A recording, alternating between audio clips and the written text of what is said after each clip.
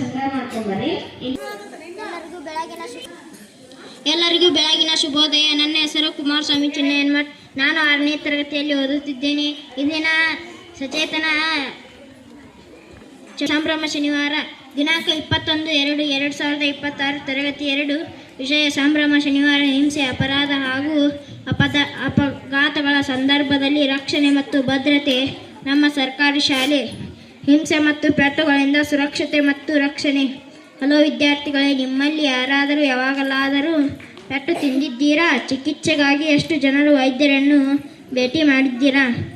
ನಾವು ಆಟ ಆಡುವಾಗ ನಾವು ಸುರಕ್ಷಿತವಾಗಿರದಿದ್ದರೆ ನಮಗೆ ಪೆಟ್ಟು ಬೀಳುತ್ತದೆ ಎಂದು ನಮಗೆಲ್ಲ ತಿಳಿದಿದೆ. ನಾವು ನಮ್ಮ ಸುತ್ತಮುತ್ತಲಿನ ವಸ್ತುಗಳಿಂದ ಹೇಗೆ ಸುರಕ್ಷಿತವಾಗಿರುವುದು? ಬನ್ನಿ, ನಿಮಗೆ ಯಾವ ರೀತಿಯ ಸುರಕ್ಷತೆ ಬೇಕಾಗಿದೆ ಎಂಬುದನ್ನು ತಿಳಿಸೋಣ. ಮನೆಯಲ್ಲಿ ಸುರಕ್ಷತೆ. ರಾಘು ತನ್ನ ಮನೆಯಲ್ಲಿ ಕತ್ತರಿಯನ್ನು ಹಿಡಿದು ಆಟವಾಡುತ್ತಿದ್ದಾನೆ. ಅವನು ಇನ್ನೇನು ಅದರಲ್ಲಿ ಆಡಬೇಕು ಎಂದಾಗ ಅವನ ಕೈಯಿಂದ ಅದು ಜಾರುತ್ತದೆ. ಆಗ ಅವನ ಬೆರಳುಗಳಿಗೆ ಪೆಟ್ಟಾಗಿ ರಕ್ತ ಸುರಿಯಲಾರಂಭಿಸುತ್ತದೆ. ಅಪರಿಚಿತರಿಂದ ಸುರಕ್ಷತೆ.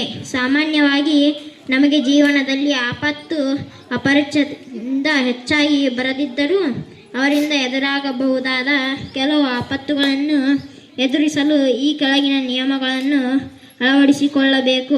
ಅಪರಿಚಿತರೊಡನೆ ಮಾತನಾಡಬೇಡಿ. ಯಾರಾದರೂ ಅಪರಿಚಿತ ವ್ಯಕ್ತಿ ನಿಮ್ಮನ್ನು ಸಂಪರ್ಕಿಸಲು ಪ್ರಯತ್ನಿಸಿದರೆ ತಕ್ಷಣ ನೀವು ನಿಮಗೆ ಪರಿಚಿತರಿರುವ ವ್ಯಕ್ತಿಯ ಒಳಗೆ ಹೋಗಿರಿ.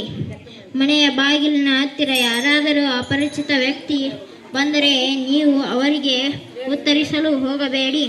ಅದನ್ನು ನಿಮ್ಮ ಪೋಷಕರಿಗೆ ತಿಳಿಸಿ. ನಿಮಗೆ ಪರಿಚಯವಿರದವರ ವಾಹನಗಳನ್ನು ಒಬ್ಬರೇ ಹತ್ತಬೇಡಿ.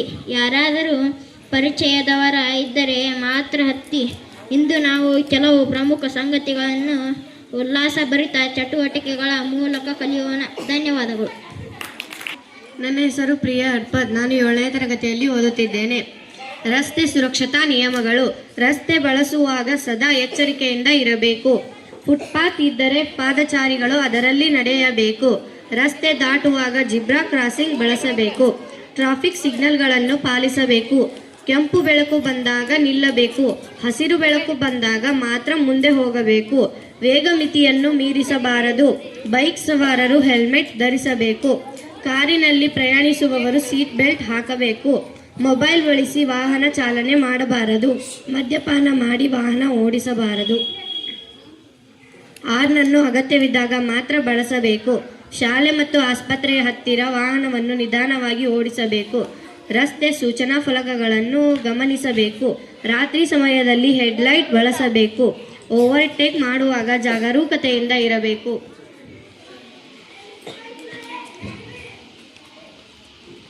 ಮಕ್ಕಳು ರಸ್ತೆಯಲ್ಲಿ ಆಟವಾಡಬಾರದು. ಪಾದಚಾರಿಗಳಿಗೆ ಮೊದಲ ಆದ್ಯತೆ ನೀಡಬೇಕು. ಅಪಘಾತವಾದರೆ ತಕ್ಷಣ ಸಹಾಯ ಮಾಡಬೇಕು. ರಸ್ತೆ ಸುರಕ್ಷತಾ ಪಾಲಿಸುವುದು ನಮ್ಮೆಲ್ಲರ ಜವಾಬ್ದಾರಿ. ಧನ್ಯವಾದಗಳು.